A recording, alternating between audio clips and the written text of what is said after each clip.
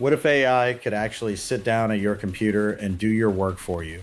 Not just answer questions, not just give suggestions, but literally open applications, click buttons, navigate systems, and complete tasks the same way you would.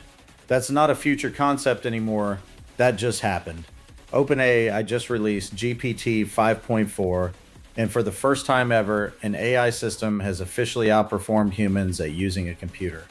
And while that headline sounds crazy, what it really means is even bigger than most people realize. So let's break it down in plain English.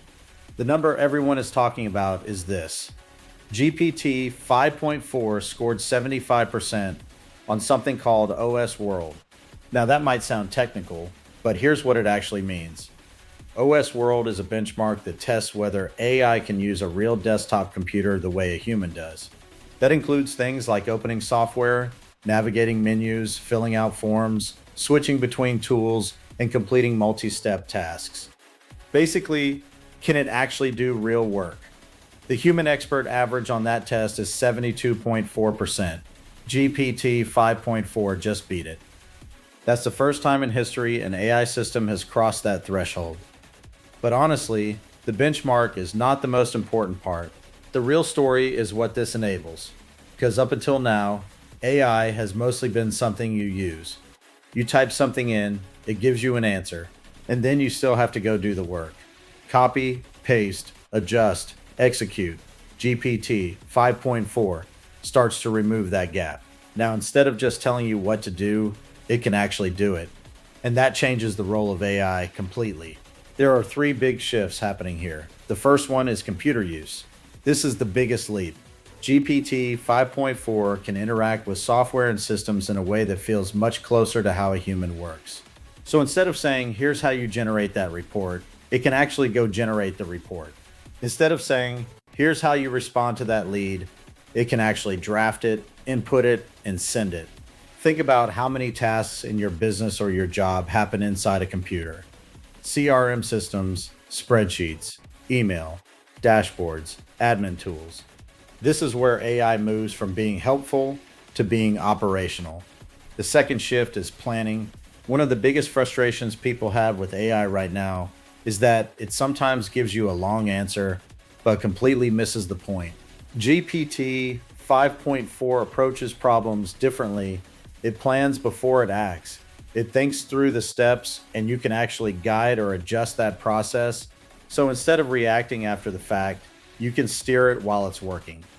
That makes it much more usable for real-world workflows, where precision actually matters. The third shift is consolidation. Before this, you had different models for different things. One for writing, one for coding, one for automation.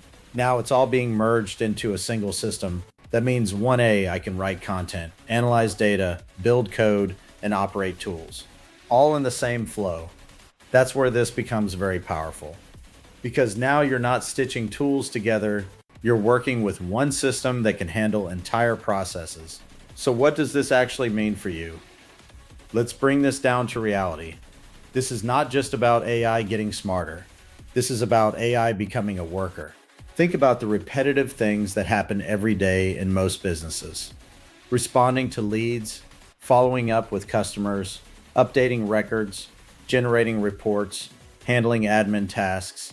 Now imagine those things happening automatically, not because you set up a complicated system, but because the AI can actually operate the tools required to do them.